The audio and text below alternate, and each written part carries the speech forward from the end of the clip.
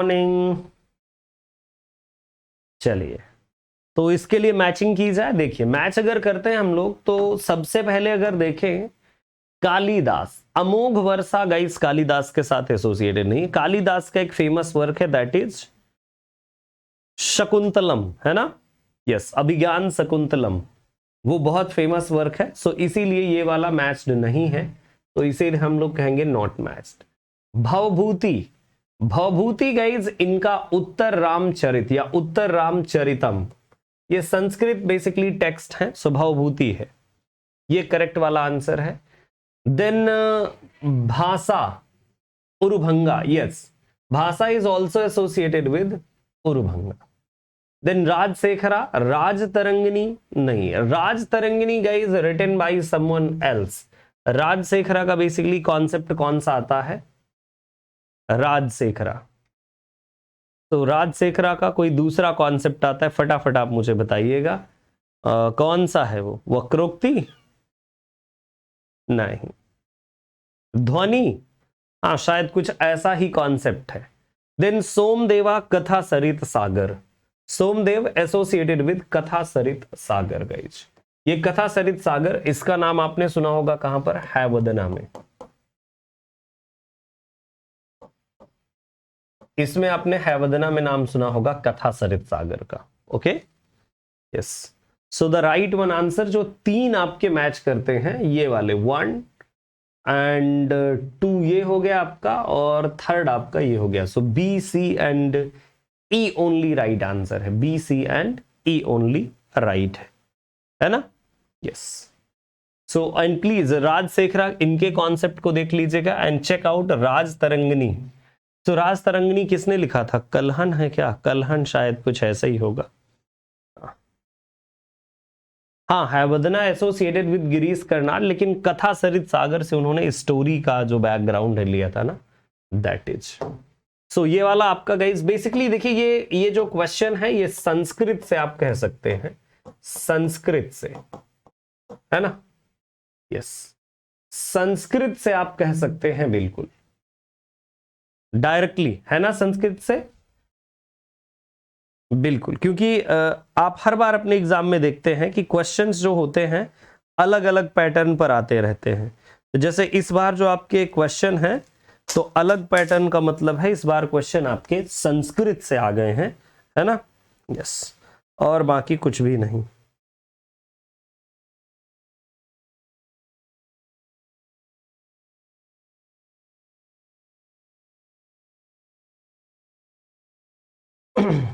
Yes,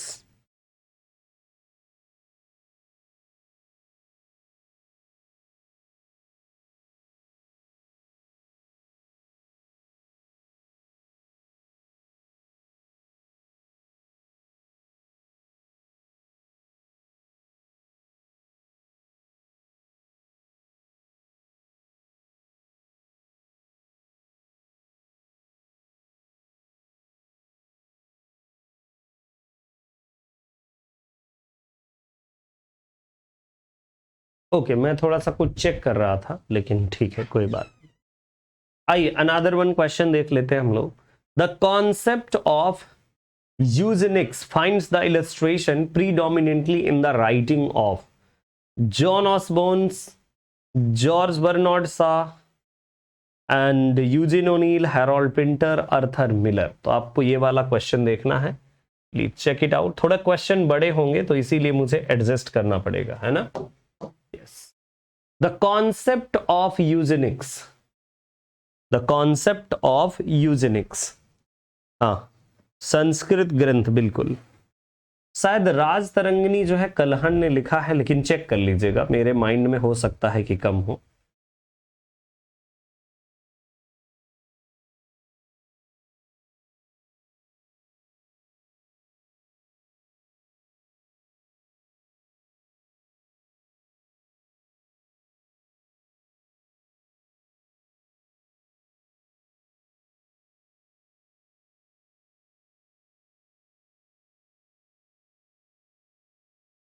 answer कीजिए please.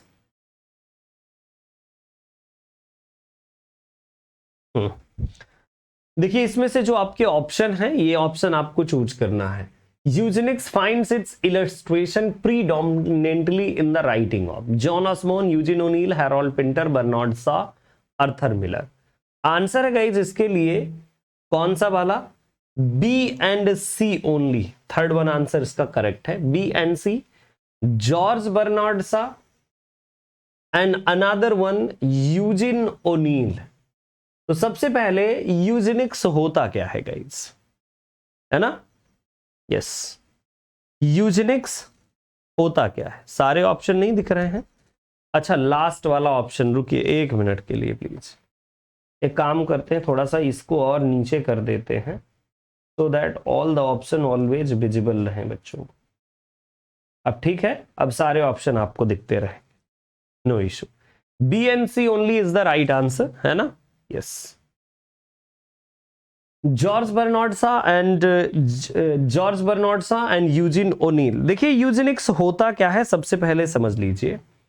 Eugenix is a term, ये जो टर्म है ये इंट्रोड्यूस किया गया था वैसे साइंटिफिक रेसिज्म के लिए। इसके लिए scientific racism. So in George Bernard Shaw and Eugene O'Neill you can see scientific racism can be found. थोड़ा क्रिटिकल है ये। साइंटिफिक रेसिज्म मतलब कौन ऐसा राइटर है जो साइंटिफिक रेसिज्म को डिपिक्ट करता है? तो ये आंसर आता है आपका that George Bernard Shaw and Eugene O'Neill. देखिए जैसे जॉर्ज बर्नार्ड शॉ का अगर आप पिग्मेलियन देखें so there you can see something scientific racism is there. Eugene O'Neill के अगर वर्क आप हेयरी ऐप को देखें, hairy ape, there is a work hairy ape, so वहां पर आपको साइंटिफिक रेसिज्म देखने को मिलेगा। Correct, scientific racism can be seen. आइए नेक्स्ट वन पर चले। Who among the following refers to high seriousness as quality of great poet and quotes John Milton to prove the same? Who among the following refers to high seriousness as quality of great poet? चलिए देखिए यहां पर आपको options choose करने हैं और मैंने ये बिल्कुल थोड़ा सा मैं छोटा कर पाता इसको, यस, ताकि आपको बिल्कुल परफेक्टली दिखे। ये TS है, T5 नहीं है, TS एलियट है, ठीक है? Ezra pound, Matthew Arnold, IA. Richard and GM Hopkins. देखिए यहां पर हाई सीरियसनेस की बातचीत करी गई है ना? रिफर्स टू हाई सीरियसनेस, कौन बात कर रहा था? High seriousness and higher truth. High seriousness and higher truth की बात कौन कर रहा था? तो high seriousness and higher truth की बातचीत सिर्फ और सिर्फ आपके मैथ्यू अर्नोल्ड ने करी है। High seriousness and high higher truth. और मैथ्यू अर्नोल्ड ने चासर को डायरेक्टली कहा है कि इनमें हाई सीरियसनेस और हायर ट्रूथ नहीं है, रिगार्डिंग चासर, है ना? यस। और अपने टच स्टोन मैथड में होमर, दांते, शेक्सपियर और मिल्टन को सेलेक्ट किया है ना? Yes. So high seriousness and higher, तो यहां पर मैथ्यू अर्नोल्ड आएगा आंसर। सी ओनली आंसर होगा, C only. Okay, C only is the right answer. High seriousness and higher truth दोनों की बातचीत। देखिए यहां पर तो सिर्फ हाई सीरियसनेस लिखा है, लेकिन higher truth is also associated with, ठीक है? हाँ, high seriousness and higher truth. Which among the following is a short story by Booker prize winner Geetanjali Shree? Geetanjali Shree जिनको बुकर प्राइज मिला था, है ना? टॉम ऑफ सैंड करके एक वर्क आया था ना उनका। So which among the following is a short story by the Booker prize winner Geetanjali Shree? खाली जगह, हमारा शहर उस बरस, बेलपत्र, मैं। Which among the following is a short story associated with Geetanjali Shree? है ना? गीतांजलि श्री के एक वर्क जो अभी टॉम ऑफ सैंड ही था ना, जो बहुत ही फेमस हुआ था,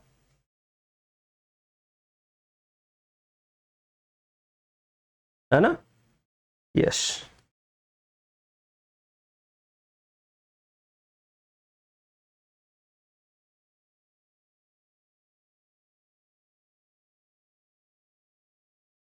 ओके, चलिए चलते हैं।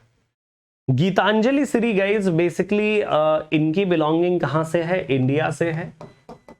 इंडिया, यूपी, मैनपुरी, है ना? मैनपुरी से इनकी बिलोंगिंग है। Geetanjali Shree sometimes also known as Geetanjali Pandey. तो इनका जो है, इनकी जो राइटिंग है बहुत वंडरफुल राइटिंग रही एंड रिसीव्ड बुकर प्राइज, है ना? वेल नोन वर्क इनका कौन सा है? वेल नोन वर्क जो इनकी शॉर्ट स्टोरीज में है, short story. So short story है इनकी Belpatra. Belpatra is one of the well known short story guys, written by Geetanjali Shree, है ना? बिल्कुल, Geetanjali Shree, this is Belpatra. Match list 1 with list second. आपको लिस्ट फर्स्ट और लिस्ट सेकंड मैच करना है। यहां पर मैं ऊपर ले आता हूं डायरेक्टली आपको। आइए मैच कर लेते हैं हम लोग। पेरुमल मुरुगन, हैंसडा, सौमेंद्रा शेखर एंड बेबी काम्बले, उर्मिला पवार। सो आपको यहां पर देखिए ये मैचिंग करनी है, और मैचिंग करने के बाद आपको राइट कॉम्बिनेशन भी चूज करना है। जब मैचिंग और राइट कॉम्बिनेशन आता है ना, इतना बड़ा प्रश्न, और इतने बड़े प्रश्न को कैसे मैच करें, बट स्टिल गाइज आप ट्राई कीजिए, कोशिश।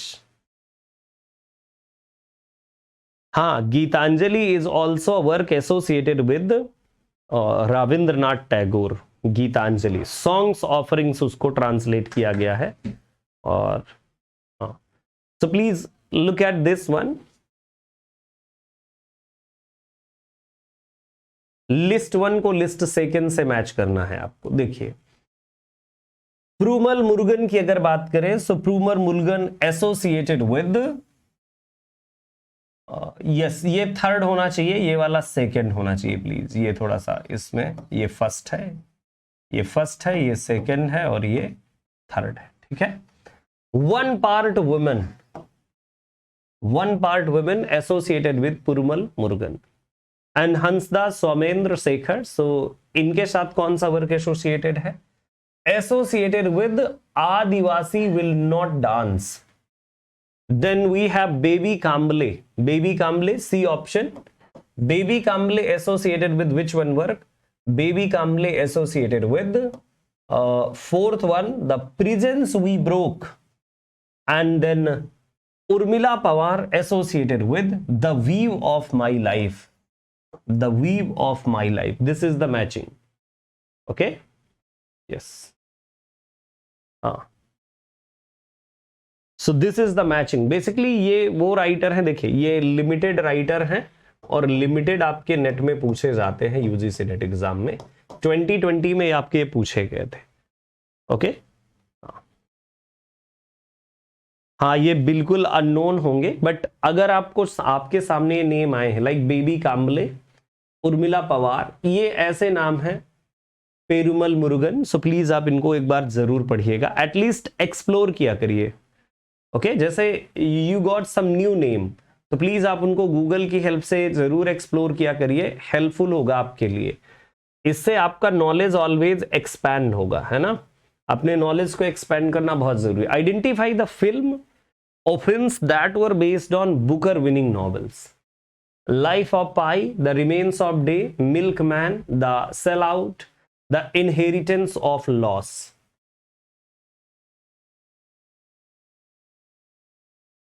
Identify the film or films that were based on Booker winning novels. तो इनमें आपको दो चीजें देखनी है, अ नॉवल जिसको बुकर प्राइज मिला, साथ में उस पर फिल्म भी बनी, है ना? तो यहां पर आपको कौन कौन से ऐसे वर्क लग रहे हैं जिनको ऐसा जिनके साथ हुआ।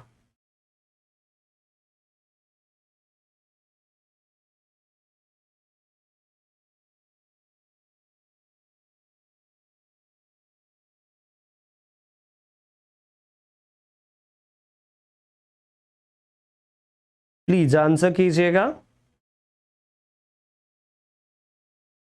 Hurry up all of you please.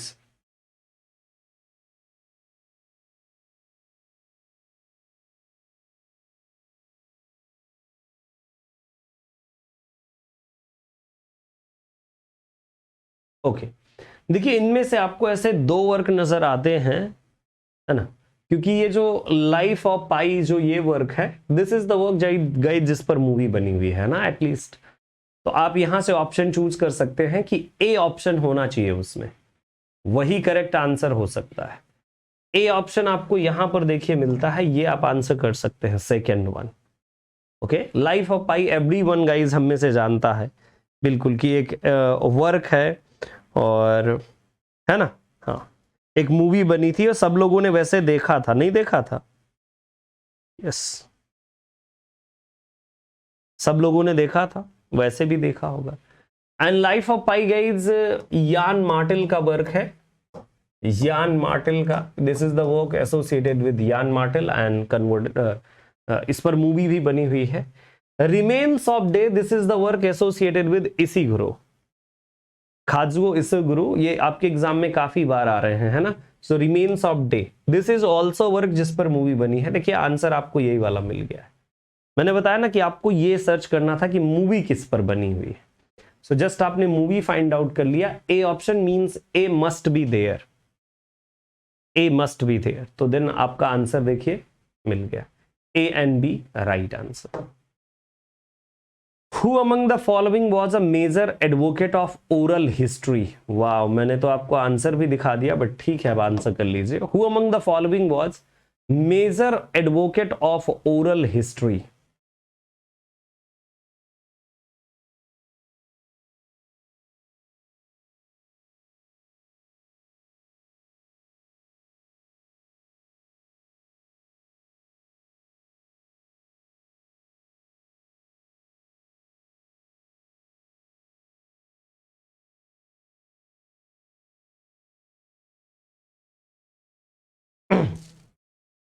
Answer पता चला आपको, सिल्विया प्लाथ, ईस्थर ग्रीनवुड। देखिए Paul Thomson is the right answer, बड़ा न्यू नेम है ये।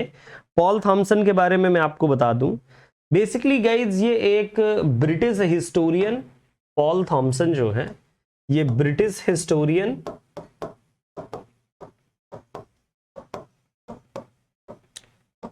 और ओरल हिस्टोरियन माने जाते हैं गाइज। ओरल हिस्ट्री के लिए ये जाने जाते हैं basically. He was born in the year 1935 is the time period when he was born. 1935 के टाइम पीरियड में, है ना। यस, देखिए जब ऐसा क्वेश्चन है, अब हमें नहीं पता तो फिर हम कुछ कर नहीं सकते, कुछ कर नहीं सकते। अगर हमें पता है तो ही हम जान सकते हैं ऐसी चीजें। अगर कभी पढ़ा है आपने, देखिए ये वाला क्वेश्चन ऐसा है कि जिसको आपने पढ़ा है। Which of the following is not a kind of sign as suggested by Charles Sanders Peirce? देखिए चार्ल्स सैंडर पियर्स, ये क्वेश्चन आपको बहुत डायरेक्ट है। चार्ल्स सैंडर पियर्स, जिनको आपने वहां पर पढ़ा होगा, किसमें पढ़ा होगा? आपने पढ़ा होगा स्ट्रक्चरलिज्म में, चार्ल्स सैंडर पियर्स का नाम जरूर आता है।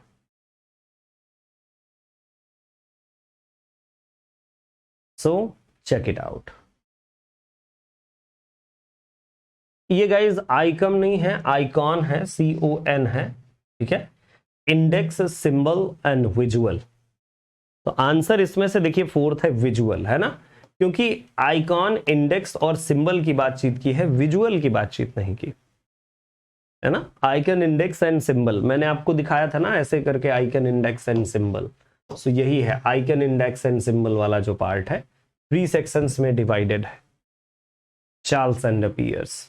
ओके, विजुअल नहीं। Which of the following text coins the slogan Vande Mataram? कौन सी ऐसी टेक्स्ट है जिसमें आपको ये टर्म जो है वंदे मातरम नजर आता है? वंदे मातरम GS टाइप का एक क्वेश्चन है। विच among the following is the text जिसमें आपको वंदे मातरम नजर आता है? सो आनंद मठ, आनंद मठ, मृणालिनी, दुर्गेश नंदिनी और कपाल कुंडला। यस, आनंद मठ, है ना। Yes, Anand Math is the work associated with whom? Anand मठ, आनंद मठ में ही आपको वंदे मातरम नजर आता है ना। यस, आनंद मठ एसोसिएटेड विद हुम? प्लीज किसके साथ एसोसिएटेड है, कमेंट बॉक्स में आप ही बताइएगा मुझे। आनंद मठ associated with whom? Next one देखिए, ये जो क्वेश्चन है स्टेटमेंट बेस्ड है। स्टेटमेंट जब भी आते हैं तो आपको पता है कि हिला के चले जाते हैं, तो फिर भी कितना भी हिलाएं भाई, हमने एनटीए को अगर पढ़ना शुरू किया है तो चाहे कितना भी हिला ले, सब करना है ना। According to Michel Foucault, the French Revolution created grounds for the birth of the clinic. Foucault mentions that the doctors started caring for the body of the patients the way priest cares for the soul of the sinners. In light of the above statement, choose the correct answer from the options given below. तो कौन सा आपको सही लग रहा है?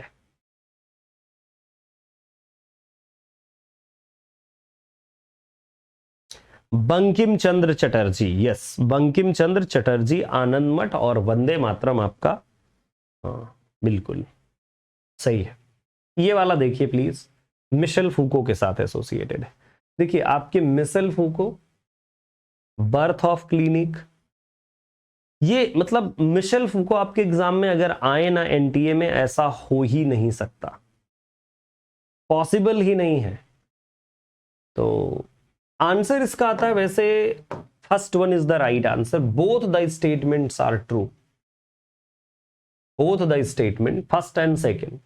Michel Foucault, the French Revolution created grounds for the birth of the clinic, and Foucault mentions that the doctors started caring for the body of the patients the way priest cared for the soul of the sinners. So दोनों statement, statement one and statement second, both are true, दोनों सही है ना, बिल्कुल दोनों statement सही है। Next one देखें, which of the following statement are true in the context of Henry Fielding's Tom Jones? Tom Jones के रिगार्डिंग कौन से स्टेटमेंट हैं जो बिल्कुल आपको सही लगते हैं? इवन आपको कॉम्बिनेशन भी चूज करना है, choose the right one combination. तो राइट वन कॉम्बिनेशन के लिए आपको देखना है, ठीक है, हेनरी फील्डिंग से एसोसिएटेड। चलिए आइए फटाफट देखिए। Tom Jones is a comic and moralistic. Tom and Jones are main characters of Tom Jones. देखिए पहली बार कि टॉम जोन्स एक ही का नाम है, इसीलिए ये कट कर दीजिए। Tom Jones is comic and moralistic, comic character तो है, ये बात तो सही है। Tom is caught poaching in neighbour's game preserve, ऐसा कुछ था क्या? Tom is caught poaching in neighbour's game preserve. I think he caught poaching. And then History of Tom Jones is the full title of Tom Jones. हाँ तो ऐसा बिल्कुल सही है, हिस्ट्री ऑफ टॉम जोन्स, है ना, यस। तो ये तीन स्टेटमेंट आपको सही लगते हैं, द फर्स्ट वन यानी ए ऑप्शन। और खास करके अगर आपको कुछ नहीं समझ में आता तो डी तो देखिए होना बड़ा जरूरी है। डी ऑप्शन किसमें किसमें है? सो डी तो देखिए आपका इसमें भी है, इसमें भी है और इसमें भी है, ओके। सो डी से काम नहीं बन रहा है। Then first one, Tom Jones is comic one work, तो ए ऑप्शन भी होना जरूरी है, ए और डी दोनों में हो, ए और डी इसमें दोनों में है। क्वेश्चन आपका क्रिटिकल हो जाता है। A C D right answer है ये वाला, A C and D only, second one, A C and D only, okay. Sir इसका पीडीएफ मिल जाएगा आपको, पीडीएफ टेलीग्राम पे मिल जाएगा, है ना, टेलीग्राम पर आपको मिल जाएगा। हाँ। Who among the following has used lines from the Shakespearean play Othello to critique racism in one of his poems? Who among the following, check it out, has used lines from Shakespearean play Othello to critique racism in one of his poems? Edward Braithwaite, Frantz Fanon, Derek Elton Walcott, ये नगुगी व थियोंगी है। ये हर बार आपके exam में आते हैं, ठीक है।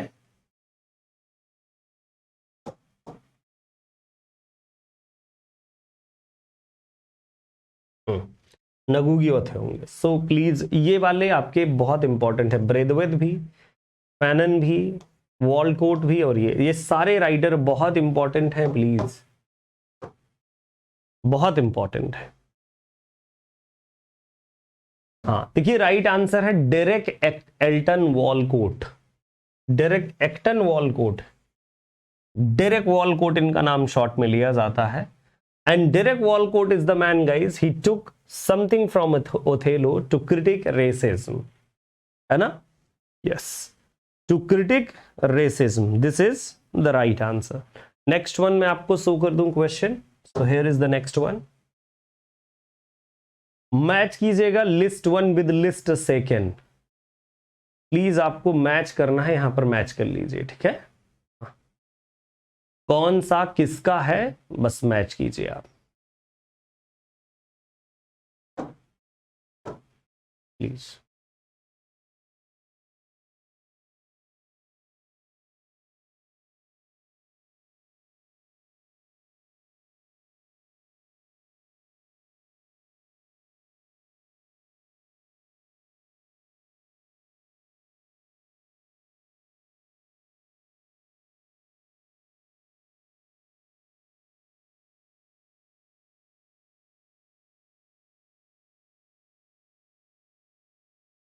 अच्छा बताइए, जल्दी से फटाफट बताइए। एक देखिए प्लीज, यहां पर मैंने जो पहला वाला क्वेश्चन करवाया है इसके बारे में थोड़ा सा जान लीजिए। इसके बारे में मैंने और तो बातें कर ली लेकिन कुछ बातें नहीं कर पाया, है ना? Who among the following has used from the Shakespearean play Othello to critic racism? एक गाइज इनकी पोयम है डेरेक एक्टन वॉलकोट की, इसका नाम है goats and monkeys. Goats and monkeys, goats and monkeys, यहां पर इन्होंने ओथेलो को लिया था, ठीक है? वो कौन सी पोयम है जिसमें लिया, तो देन आंसर आता है कि वो है गाइज आपका गोट्स एंड मंकीज, ठीक है? Yes, okay. अच्छा, नीचे वाला क्वेश्चन था, प्लीज चेक इट आउट कर लीजिए, इसको मैच करना था आपको। हाँ, the Lions skin, the man who liked Dickens, Rip Van Winkle, The Bride Comes to Yellow Sky।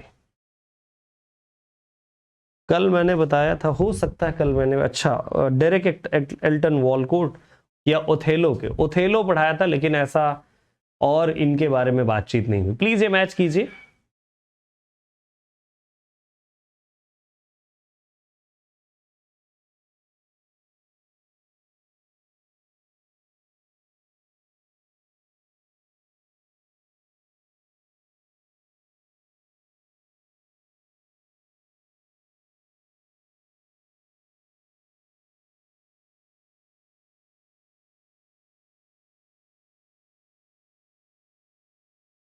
Okay,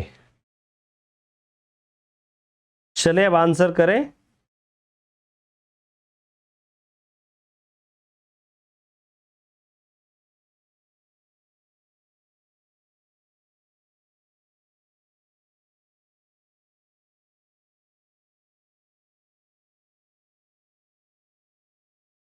चलिए, the Lions skin, this is the work associated with हुम। देखिए, लायंस स्किन की अगर आप बात करेंगे तो ये वर्क है विलियम सॉमरसेट मॉगम का, है ना? विलियम सॉमरसेट मॉगम, okay? Yes, the man who liked Dickens, the man who liked Dickens, this is the work associated with Evelyn Waugh. Rip Van Winkle, ये तो बहुत ही फेमस वर्क है, associated with whom, so Stephen crane का है, Stephen crane का ही होना चाहिए ना? And then Washington Irving, bride comes with yellow sky, ऐसा ही मैचिंग है शायद, बिल्कुल। तो ये ऑप्शन क्या, यहां पर मैचिंग करनी थी, ऑप्शन थोड़ा इस साइड आपका आ गया है, ये है ऑप्शन, ऑप्शन यहां पर आ गया है, ये वाला है, देखिए ये 3A, B 4, C first and D third, ठीक है? नेक्स्ट वन देखते हैं, which of the following works has Santiago as its protagonist. किस वर्क में आपको सैंटियागो मेन कैरेक्टर मिलता है? तो सैंटियागो के लिए हमारी बातचीत हुई, like Santiago is the main character in Mansfield park, नहीं नहीं नहीं। मेयर ऑफ कैस्टरब्रिज, इसमें भी नहीं है। The old man in the sea, है ना? Yes. The lord of the rings, the lord of the rings नहीं। The lord of the rings नहीं, है ना? यस, ठीक है। So this is which of the following work had Santiago as its protagonist. तो Santiago आपका main character old man in the sea में है। Who among the following coined the term movement? किसने इस टर्म को coin किया था? Please check it out. Movement, F.W. Bateson, F.R. Leavis, J.D. Scott और I.A. रिचर्ड है। ये L.A. नहीं है, ये I.A. रिचर्ड्स है। ओके, आंसर देखिए इसमें से द मूवमेंट और द मूवमेंट पोइट्री, है ना? द मूवमेंट और द मूवमेंट पोइट्री हर बार आपके एग्जाम में आता है। प्लीज इसे मार्क की लीज कर लीजिएगा, नोट डाउन कर लीजिएगा, है ना? Yes, so please I.A. Richard नहीं है, J.D. स्कॉट यही है, F.R. लेविस भी नहीं है, F.W. Bateson,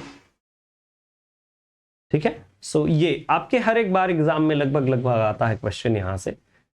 It ought to be the first endeavor of a writer to distinguish nature from custom, or that which is established because it is right from that which is right only because it is established, and that he may neither violate essential principle by a desire of novelty, nor debar himself from the attainment of duties within his view by a needless fear of breaking rules which no literary dictator had authority to enact.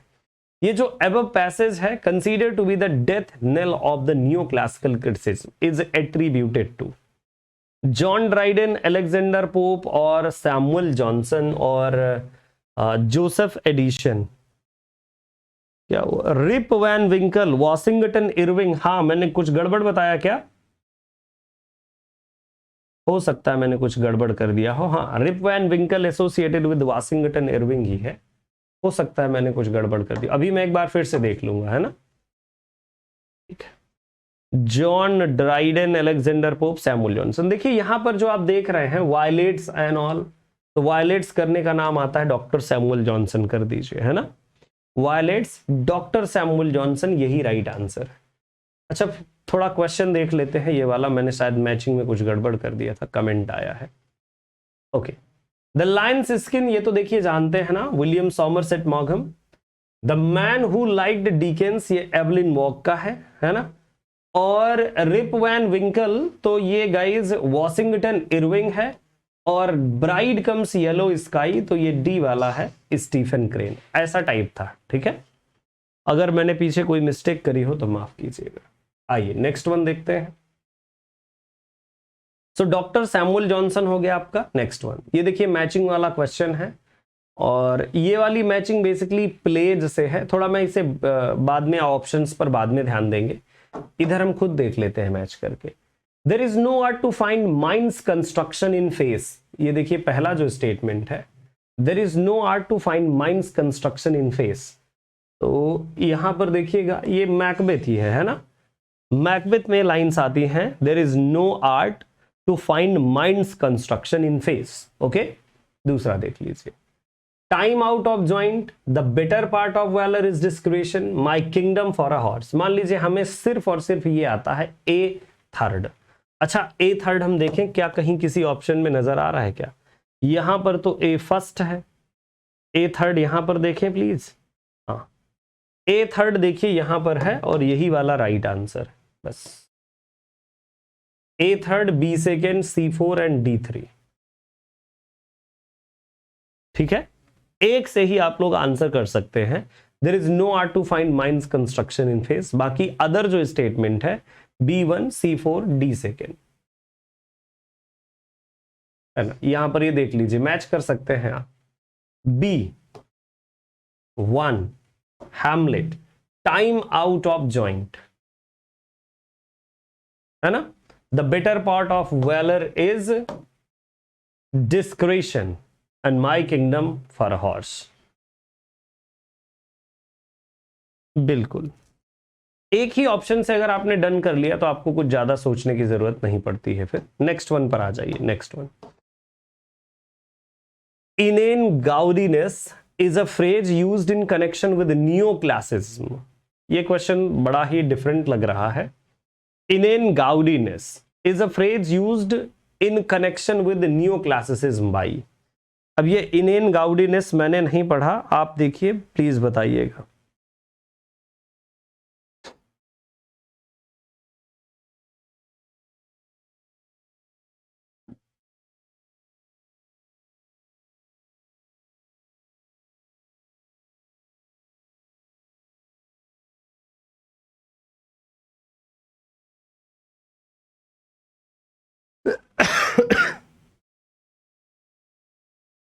ये phrase काफी नया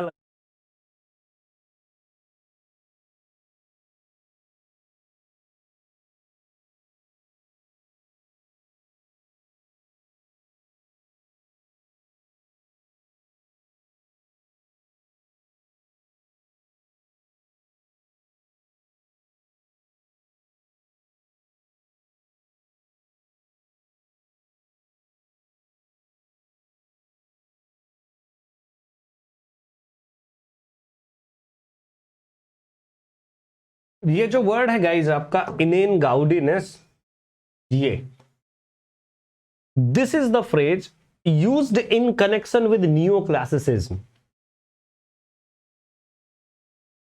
देखिए सबसे पहली बात तो ये आती है कि न्यू क्लासिकल्स को लेकर के सबसे ज्यादा अगर किसी ने क्रिटिसिज्म की बात करी है तो यही नाम है ओनली, बस,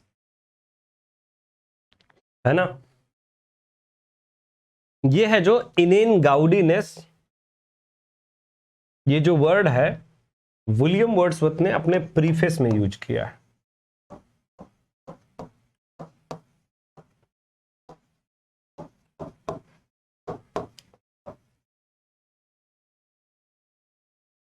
प्रीफेस में देखिए, आप खुद सोचिएगा, सैमुअल टेलर कॉलेज ने कभी किसी को क्रिटिसाइज किया है, किसी नियो क्लासिकल को? नहीं। मैथ्यू अर्नोल्ड ने, आपने तो खूब पढ़ा है, मैथ्यू अर्नोल्ड ने कभी किसी को क्रिटिसाइज किया? देन आप कहोगे नहीं। टीएस एलियट, टीएस एलियट क्या बात करते हैं? टीएस एलियट गाइस, वो मतलब नियो क्लासिकल्स की तरफ टीएस एलियट का कोई फोकस ही नहीं था। Dryden, Shakespeare, Matthew Arnold, others का नाम लिया, लेकिन विलियम वर्ड्सवर्थ ये थे गाइस। ऐसे थोड़ा जैसे कई बार हम लोग कॉमन सेंस यूज करते हैं। देखिए, the predominant emotion running through the poem Christina by Robert Browning is that of, the predominant emotion running through the poem Christina by Robert browning.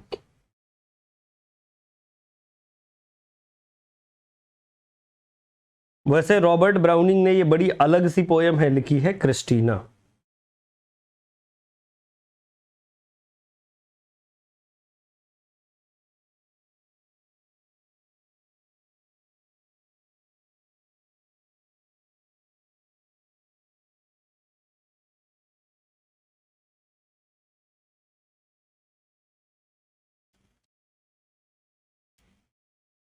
Okay, yes sir, यही सोच के मैंने बोला Wordsworth. ठीक है, इधर देखिएगा, the predominant emotion running through, तो देखिए सैडनेस भी नहीं है, एग्रेशन भी नहीं है। एक बात आप जानिए कि रॉबर्ट ब्राउनिंग है ये, और रॉबर्ट ब्राउनिंग कभी किसी बात पर दुखी नहीं होते थे। होते थे क्या दुखी? आप सोच करके बताइएगा।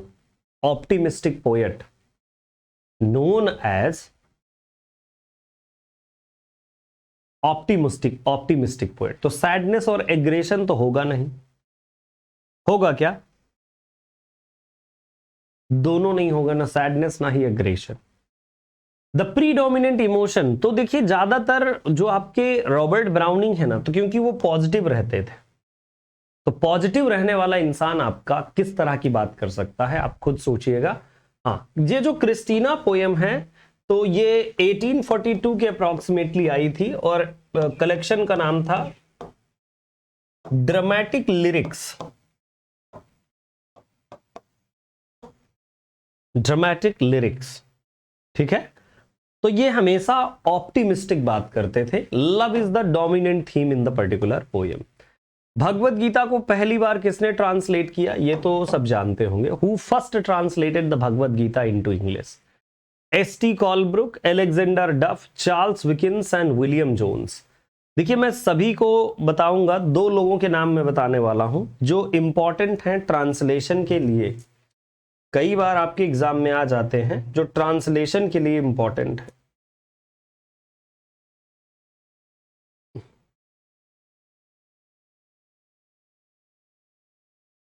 ओके, सो गाइज आपको दो लोग, ये चार्ल्स विकिंस और विलियम जोन्स, ये दो ऐसे लोग हैं जो ट्रांसलेशन के लिए बहुत जाने जाते हैं। By the way ST. Colebrooke भी हैं, डफ भी हैं, बट ये दोनों बहुत इंपॉर्टेंट है।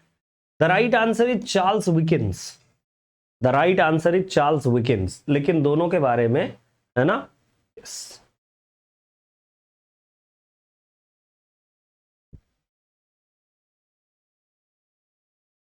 Yes, okay. Choose the novel that use magic realism a tool of narration. कौन सा ऐसा नॉवल है जिसमें आपको magic realism as a tool of narration नजर आता है? प्लीज चेकआउट कीजिए। The shadow lines, 100 years of solitude, midnight's children. देखिए मिडनाइट चिल्ड्रन को तो आप कर ही सकते हैं आंसर, है ना। सी ऑप्शन होना चाहिए, तो सी ऑप्शन चारों में है, all the four. Okay, Beloved, Kanthapura नहीं होगा, है ना, क्योंकि कांथापुरा में ऐसा कोई मैजिक रियलिज्म नहीं यूज किया गया। ई ऑप्शन अगर किसी में है उसे कट कर दीजिए। देखिए ये ऑप्शन ई है, ये ऑप्शन ई है और ये वाला ऑप्शन ई है। Now you got the right answer. मिल गया ना? Yes, B C D is the right answer, B C and D. Kanthapura में आपके कहीं कोई ऐसा मैजिक रियलिज्म नहीं है। Okay, Kanthapura by Raja Rao. Midnight children में आपको मैजिकल रियलिज्म मिलता है, 100 ईयर्स ऑफ सॉलिट्यूड में मिलता है ना। शैडो लाइंस में ऐसा कोई मैजिकल रियलिज्म का यूज नहीं मिलता। ए ऑप्शन जहां पर हो उसे भी कट कर सकते हो आप। सो ये तरीका था जो राइट आंसर आपको फटाफट मिल जाता है। देखिए ऑलवेज जब भी आपको सामने क्वेश्चन नजर आए, तो मैंने पहले भी आपको ये बताया है कि आप दो चीजें, कौन हो सकता है कौन नहीं हो सकता, है ना, या कौन है कौन सा नहीं है, दोनों चेक कर लीजिए, राइट आंसर बहुत जल्दी मिल जाएगा। मैच कीजिएगा, Doll Common, Malvolio, Mortimer and Bosola. तो यहां पर आपको कैरेक्टर्स मैच करना है कि कौन सा कैरेक्टर आपको किधर पर नजर आता है।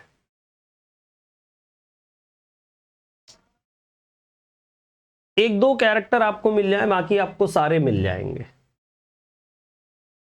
है ना। एक दो कैरेक्टर बस आपको मिल जाए, बस सभी बाकी सभी कैरेक्टर मिल जाएंगे। देखिएगा, जैसे मान लीजिए मॉलबोलियो कैरेक्टर है, मॉलबोलियो का जो कैरेक्टर है आपको 12th नाइट में मिलता है। मॉलबोलियो जो कैरेक्टर है 12th नाइट में मिलता है, ये बिल्कुल बात सही है। Bosola, Bosola can be seen in Duchess of Malfi. दो ऑप्शन आपको मिल गए। अच्छा ठीक है, अब इसके बाद और कौन सा ऑप्शन बचता है आपका? Mortimer and doll common. Mortimer की अगर आप बात करें तो मुझे ऐसा लगता है कि मॉर्टिमर आपको एडवर्ड दी सेकेंड में मिलता है ना। अरे ऑप्शन छोड़िए, आप मैच कीजिए ना, जैसे मैं मैच करवा रहा हूं।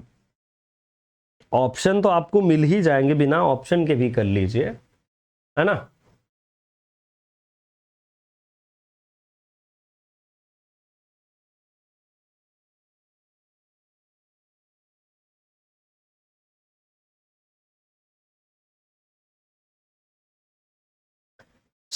हाँ, मॉर्टिमर जो गाइज आपको कैरेक्टर मिलता है वो कहां पर मिलने वाला है? आपको यहां पर मिलता है मॉर्टिमर एडवर्ड दी सेकेंड में, और इसके बाद डॉल कॉमन एल्केमिस्ट में। बस आपके सारे मैचिंग हो गई, आप खुद चेक कर लीजिए, ठीक है। मॉर्टिमर कैरेक्टर आपको मिलेगा कहां पर? एडवर्ड दी सेकेंड, जिसको लिखा है मार्लोव ने, क्रिस्टोफर मार्लोव। और बाकी आपका डॉल कॉमन, आपका यही मैचिंग हो गया, आप कहीं से भी कर सकते हैं। बाकी ये मैचिंग एक से भी आपके अगर पूरे ऑप्शन मिल जाएंगे तो भी आप कर लेंगे। थोड़ा ऑप्शन मैंने क्यों नहीं दिखाया, बिकॉज ये जो ऑप्शन है ना, तो ऑप्शन इधर साइड आ गए हैं, इधर साइड ऊपर। बड़ा क्वेश्चन था ना, तो इधर ये देखिए ऑप्शन आ गए हैं, ये देखिए, ठीक है। तो इसीलिए मैंने ऑप्शन में नहीं दिखा पाया। Given below are the two statement, ये देखिए स्टेटमेंट फर्स्ट और सेकंड वाला पैटर्न। Given below are two statement, तो ये स्टेटमेंट देख लीजिए। The theatre was at a greater popularity in 18th century England. The theatre was at a greater popularity in 18th century England. 18th century, 18th century का मतलब है 1701 से लेकर के। आपको क्या लगता है थिएटर बहुत ही ज्यादा पॉपुलर थे 17th century में? 18th century में, नॉट 1701। तो 1701 में एक चीज आपको नजर आती है कि थिएटर नहीं पॉपुलर थे, मतलब पहला ही गलत है, स्टेटमेंट 1 इनकरेक्ट है। कैसे? देखिए, इस टाइम पीरियड में गाइस, ये टाइम पीरियड था प्रोज एंड रीजन वाला। मैथ्यू अर्नोल्ड ने कहा है 18th century as the age of prose and reason. तो थिएटर कहां से आ गए? पीरियोडिकल एसेज का डेवलपमेंट अच्छा था, isn't it? Periodical essays in England developed। तो इसका मतलब है ये इनकरेक्ट हो गया पहला। Theatre had court patronage in all around London. ऐसा था क्या कुछ? Theatre had court patronage in all around London. हाँ, थिएटर्स में जो है पैट्रोनेज जरूर चलती थी, पैट्रन्स थे। पैट्रन्स जो है ये थे, जो पैट्रन्स होते थे, तो वही लोग तो थिएटर्स की पूरी सारी चीजों की जिम्मेदारियां लेते थे ना। तो ये करेक्ट है, मतलब ऐसा स्टेटमेंट आपको आंसर करना है कि जो पहला गलत हो और दूसरा वाला सही हो। तो देखिए यहां पर दोनों ट्रू कह रहा है, फर्स्ट एंड सेकंड दोनों ट्रू है, नहीं। ये कह रहा है कि first and second are false, ये भी नहीं। Statement first is true but statement second is false, ऐसा है क्या? क्योंकि पहला वाला तो गलत ही है, ये वाला भी नहीं होगा। Statement first is false but second is true, हाँ ये वाला सही लग रहा है, फोर्थ वाला हो जाएगा, है ना? यस। थिएटर तो मतलब जब सबसे ज्यादा जो थिएटर्स की पॉपुलैरिटी थी, ओहो, थिएटर्स की जो सबसे ज्यादा पॉपुलैरिटी थी वो कब थी? वो गाइस आपके रेनेसा के टाइम पीरियड में। Which the following statement written which of the authors given below, किसने लिखा है? Could fulfilment ever be felt as deeply as loss? Arundhati Roy, Kiran Desai, Shashi Tharoor, Rohinton मिस्त्री।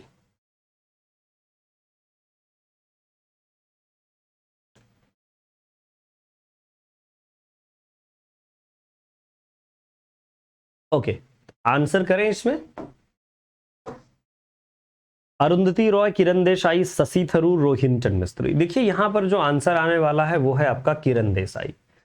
किरण देसाई का ये जो स्टेटमेंट है, could fulfilment ever be felt as deeply as logs, तो ये आपके inheritance, the inheritance of loss,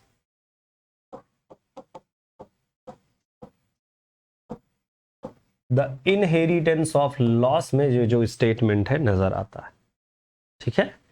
inheritance of loss, Kiran Desai, second one answer. सबने थर्ड कर डाला है क्या? ओहो, ओ नो है ना? यस, ओह नो वाला हाल हो गया, बट ठीक है। आइए नेक्स्ट वन देखें। Which among the following are true about the figure of speech? कौन से फिगर ऑफ स्पीच को लेकर के ट्रू हैं?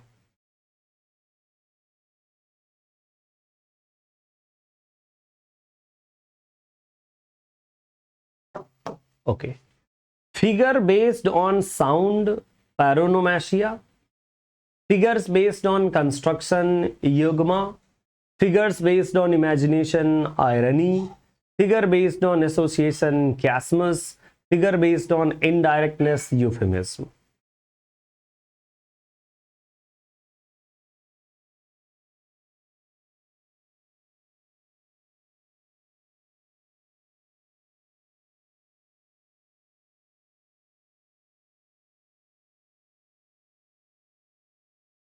हाँ मैच कीजिए, आराम से मैच कीजिए, कोई दिक्कत नहीं है। देखिए इधर अगर आप देखिए फिगर बेस्ड ऑन साउंड, ये सही है, पैरोनोमेशिया। फिगर बेस्ड ऑन कंस्ट्रक्शन, युग्मा, ये भी सही है, दो आपके सही हो गए। Figure based on imagination, irony नहीं, आयरनी बेसिकली अपीयरेंस और रियलिटी का पार्ट है, नॉट ऑफ इमेजिनेशन, ठीक है। फिगर्स बेस्ड ऑन एसोसिएशन, जब कोई चीज दूसरे के साथ एसोसिएट होगी तो वहां पर मेटोनमी या फिर ऐसा पार्ट आएगा आपके लिए, है ना, नॉकी कैस्मस। आंसर ये भी ठीक नहीं है, ये भी ठीक नहीं है। फिगर बेस्ड ऑन इनडायरेक्टनेस, हाँ यूफेमिस्टिक जो लैंग्वेज होती है उसमें इनडायरेक्ट ही बोला जाता है, ओके। तो आंसर यहां पर आएगा ए, बी एंड ई वाला, ए, बी एंड ई वाला answer. Next one, sir David Lindsay satire of the three states is both political and religious, political and secular, political and दो ऑप्शन सेम है का, secular, ये दोनों ऑप्शन सेम है। अच्छा इनको एक मान लीजिए, है ना, दोनों ऑप्शन को एक ही मान लीजिए।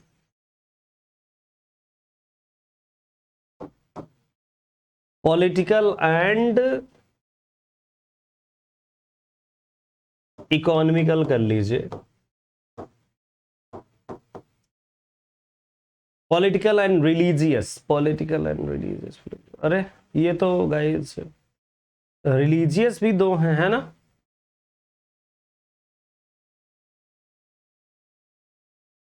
गलत हो गया क्या क्वेश्चन ही।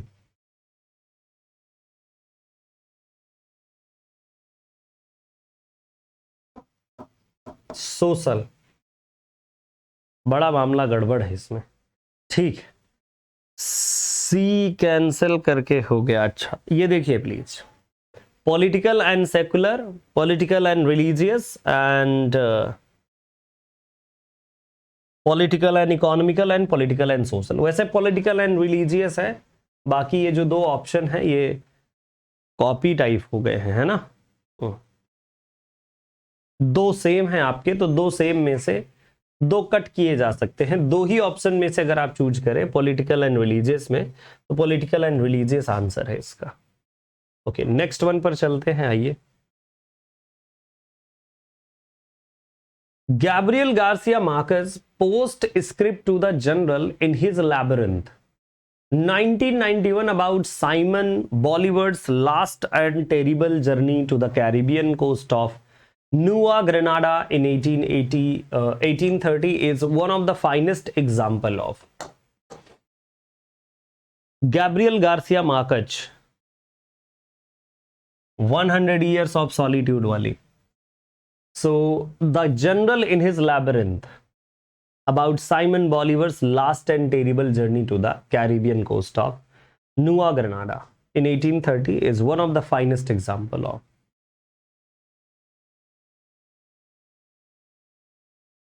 बड़ा खतरनाक क्वेश्चन है, 2022 का पेपर देख के लगता है कि एनटीए की तैयारी किसी दूसरे ग्रह पर बैठ करके की जानी चाहिए, है ना। एनटीए की तैयारी ऐसे लगता है जैसे किसी दूसरे ग्रह पर बैठ के की जानी चाहिए। कर लें क्या किसी दूसरे ग्रह पर बैठ के, मुझे तो लग रहा है। The right answer is reading archive and using its contents, the first one answer, reading archive and using its content, this is the right answer, this is the right answer. चलें क्या किसी दूसरे ग्रह पर बैठ करके और वहीं पर हम लोग तैयारी करेंगे। The elegy written in a country churchyard is written in quartets of 10 syllable lines, octave and sestet, heroic couplet, alexandrines। किस तरह से लिखे। अगर चलना हो किसी दूसरे ग्रह पर तो बताइएगा, चल के वहीं पे तैयारी करेंगे हम लोग।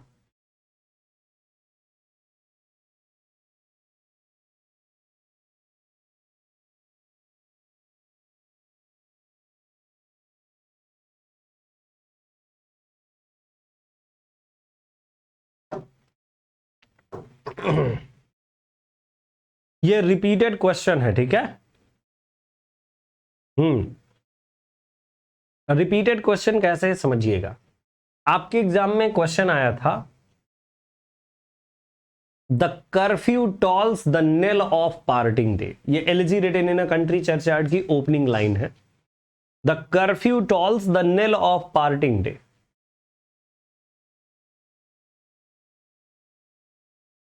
ये जो लाइन है इसकी, तो वो लिखी हुई है आयम्बिक पेंटामीटर को फॉलो करते हुए। तो ये पूछा था कि किस मीटर में लिखी हुई है, ठीक है। यहां पर थोड़ा चेंजेस कर दिए हैं। क्वार्टेन ऑफ टेंस लेवल, तो जब टेंस लेवल कहां पर होते हैं, टेंस लेवल होते हैं आयम्बिक पेंटामीटर में,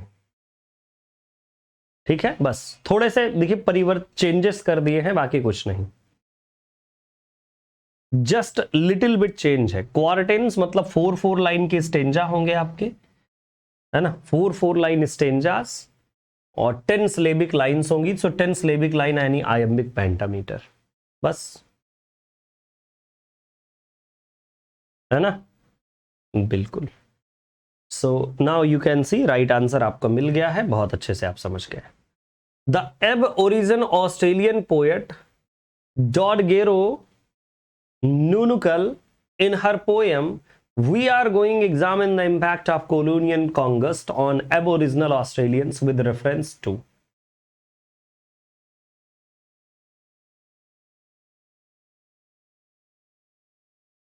चेक इट आउट कीजिए, आपको ऑप्शंस चूज करने हैं।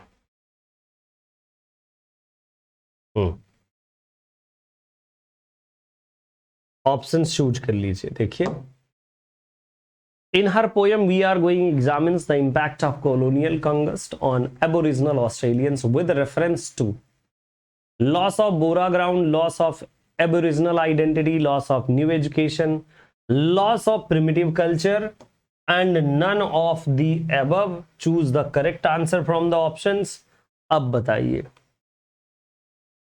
देखिए जिसमें भी none of the above option होगा उसको तो सबसे पहले उड़ा दीजिए, गोली मार दीजिए उसे, है ना। एक ये वाला है, ये वाला आंसर हो ही नहीं सकता, ठीक। तो एक ऑप्शन गया आपका, अब बचे A B and D, A B and C, and A C and D. देखिए दोनों में क्या क्या कॉमन है, तो okay,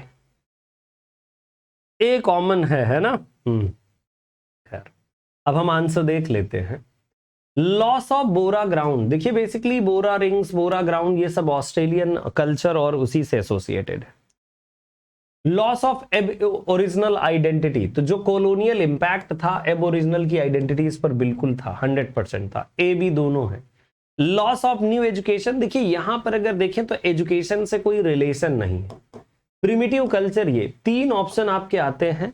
loss of culture, loss of guys their primitive culture, identity and borrowed ground, ये बेसिकली कल्चर से ही इनके एसोसिएटेड है, ठीक है। तो इसीलिए आंसर आपका ए आने वाला है, ए बी एंड डी, ये वाला और ये वाला और ये वाला, तीन। So A B and D. Statement based question given below are statements.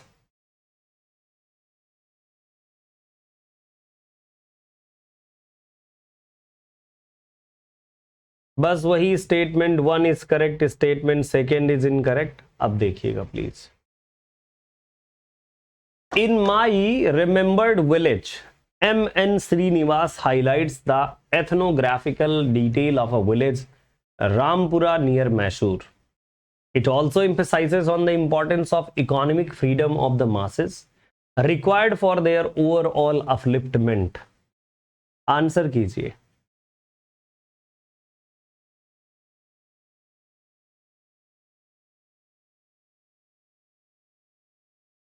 मतलब जो एनटीए है गाइस, एनटीए कंसीडर करता है कि आप गूगल बाबा से भी कहीं ज्यादा है, आपको हर एक चीज का प्रो मानता है ना।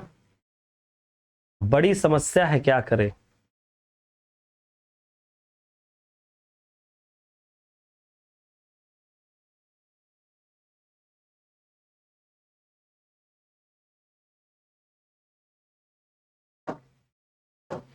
अब इन्होंने क्या लिखा है, M N. Srinivas in remembered village.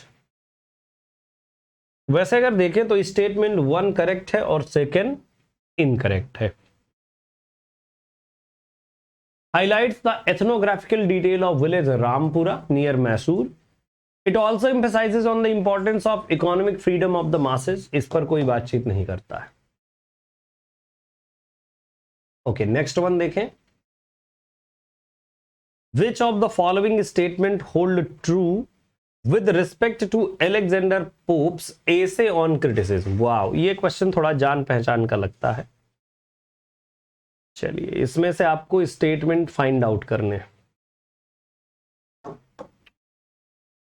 It is an inquiry into the nature and value of poetry ना, क्रिटिसिज्म पर है, पोइट्री वेट्री पर नहीं है। It presents a series of generalization about good muse है वैसे, है ना, तो ये वाली बात ठीक है, सही लग रही। Series of generalization about good muse. It explores the challenges of impartial and just criticism. It explore the challenges, ये क्योंकि क्रिटिसिज्म के चैलेंजेस और बेसिकली इम्पार्शियल जो चीजें हैं उनके साथ क्रिटिसिज्म के साथ ही टोटली एसोसिएटेड है, ये भी ठीक है। B C. And it underline the traits of good critic. हाँ बिल्कुल। It critically reflects on Plato's rejection of poetry. Plato से इनका दूर दूर का कोई रिश्ता नहीं है। और सबसे अच्छा स्टेटमेंट डी। डी को देखिएगा प्लीज, है ना। डी कहां पर आपको नजर आता है, ए बी सी और ये देखिए डी यहां पर आपको नजर आता है, यही आंसर आपका सही है। क्यों?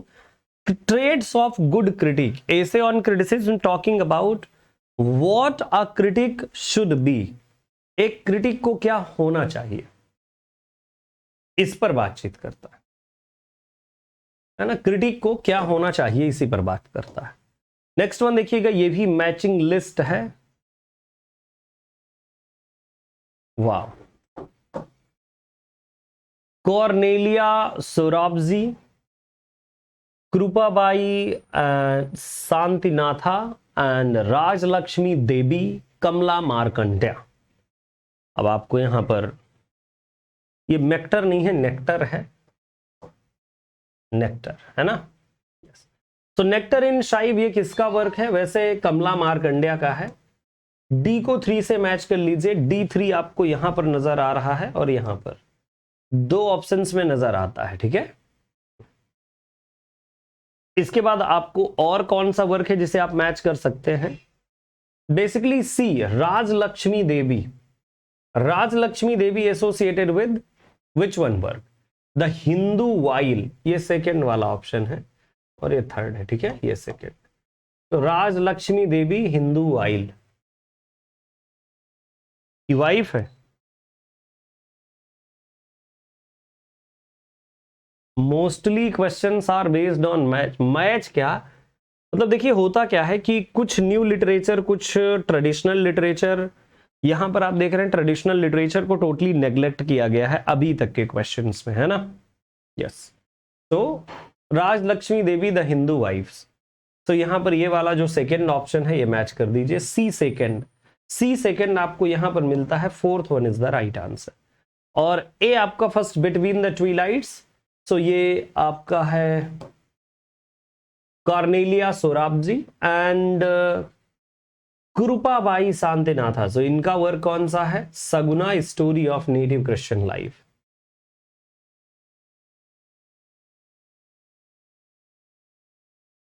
Which of the following authors have been correctly matched with their works?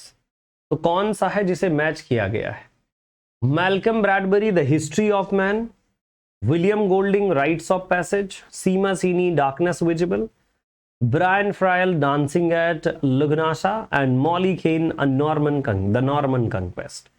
देखिए यहां पर सबसे पहले जो मैच करता है, जो आपको ज्ञान हो उसका, विलियम गोल्डिंग का राइट्स ऑफ पैसेज है ना। यस, बी ऑप्शन होना चाहिए जो करेक्ट आंसर होगा। तो देखिए बी यहां पर है और दूसरा बी यहां पर है, मतलब इन्हीं में से कोई आंसर होगा। देन इसके बाद आप देखें मैल्कम ब्रैडबरी हिस्ट्री मैन, ये मैल्कम ब्रैडबरी का वर्क है द हिस्ट्री ऑफ मैन। ये ए ऑप्शन भी होना चाहिए, तो देखिए ए ऑप्शन यहां पर भी है, यहां पर भी है, अभी आपका आंसर नहीं मिला। सीमस हीनी, डार्कनेस विजिबल, सी ऑप्शन जिसमें होगा वो आंसर नहीं होगा। क्यों? विलियम गोल्डिंग के साथ एसोसिएटेड है डार्कनेस विजिबल, ठीक है। सो सी जहां पर भी हो उसे कट कर दीजिए। देखिए यहां पर सी है और यहां पर सी है, तो ये दोनों नहीं होंगे। खैर अभी वही बात नहीं बनी। Brian Friel, dancing at Lughnasa, Molly Keane, the Norman conquest. वैसे अगर मैं बात करूं तो ये वर्क ठीक है ब्रेन फ्रायल का, वैसे मैंने इनके बारे में कुछ पढ़ा बड़ा नहीं है, लेकिन फिर भी डी ऑप्शन होना चाहिए, तो ये है A B and D only, ठीक।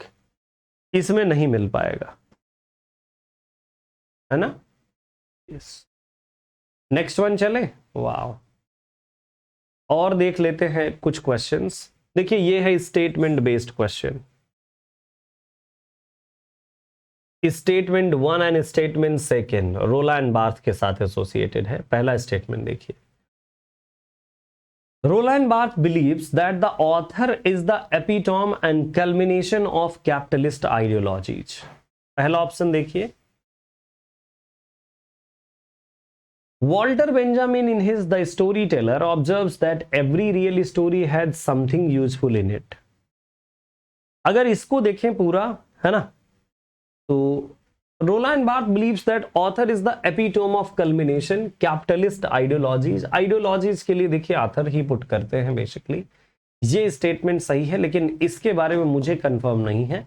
दोनों स्टेटमेंट सही है, जो आंसर है इसका ये है कि बोथ द स्टेटमेंट्स आर, तो होगा। वॉल्टर बेंजामिन की ये स्टोरी मैंने नहीं पढ़ी है ना, द स्टोरी टेलर।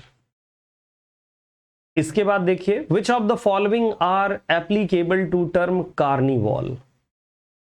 वही जो का टर्म है ना, कार्निवलेस्क और कार्निवॉल। अब देखिएगा, इतना बड़ा क्वेश्चन है कि मत पूछिए। ये लीजिए, इतना छोटा करने के बाद ही डिजिटल बोर्ड पर आएगा। So which of the following are applicable to the term carnival? It became important through the work of the Russian theorist Mikhail Bakhtin. It means the way in which popular humor subverts. तो देखिए ये सबसे पहले Mikhail बख्तिन का ही term है, तो ये वाला सही होना चाहिए। ए ऑप्शन जिसमें हो वो ठीक हो। 1 2 3 तीन में ए ऑप्शन है। It means the way in which popular humor subverts official authority in classical, medieval and Renaissance text and culture. हाँ ये भी ठीक है गाइस। सो बी ऑप्शन भी देख लीजिए। बी आपके इसमें भी है, इसमें है और इसमें है, तो मतलब ये वाला कट हो जाएगा। और अब इनमें से तीन में से ए इसमें है नहीं, तो ये वाला भी कट हो जाए ना। ए बी सी होगा, या तो फिर A and B only. It overturns the established hierarchy and sets up a popular and democratic counterculture. It brings out the serious elements in literature. Serious elements वाला part नहीं है, D नहीं होगा, सी हो जाएगा। ठीक है, तो ये A B and C answer आपका होगा ओनली। यस, मिखाइल बख्तिन के साथ एसोसिएटेड है। कार्निवॉल या कार्निवलेस्क, ये टर्म है, कार्निवॉल और कार्निवलेस्क। बाकी गाइज आगे के जो क्वेश्चन है मैं 35 तक यहां पर करवाऊंगा आपको। आगे के जो रिमेनिंग क्वेश्चन है कल क्लास होगी आपकी, तो कल वाली क्लास में हम लोग करेंगे, या लेटर ऑन जो क्लासेस होंगी। और कल से आपकी जो वो 8 PM क्लास है, आज आपकी 8 PM होगी, कल से 10 AM ही होगी। 2.0 वाली ऐप पर भी होगी आपकी और यहां पर भी होगी। ठीक है, ग्रेट, वंडरफुल, सुपर्ब। तो प्लीज आप फॉलो जरूर कीजिएगा मुझे अनअकैडमी पर, सो दैट कि मैं आपको अपडेट्स अपनी देता रहूं। And if you wish you can also take Unacademy plus subscription, और आपको 25% डिस्काउंट इस समय आपके लिए अवेलेबल है। तो 25% डिस्काउंट में आपको राजवीर लाइव कोड यूज करना है, RAJVEER एंड LIVE। 25% डिस्काउंट आपको मिल जाएगा, मंथ के लास्ट तक यही चलता रहेगा। ठीक है, यस। So thank you. और रिमेनिंग क्वेश्चंस के लिए कल मैं मॉर्निंग में फिर से आपको मिलूंगा, 8 PM भी आज आपको मिलूंगा, है ना। बाय, टेक केयर, जय हिंद, जय भारत, अपना ख्याल रखिएगा। And please do subscribe to the channel, जिससे कि आप तक मैं अपडेट भेजता रहूं, है ना। हाँ।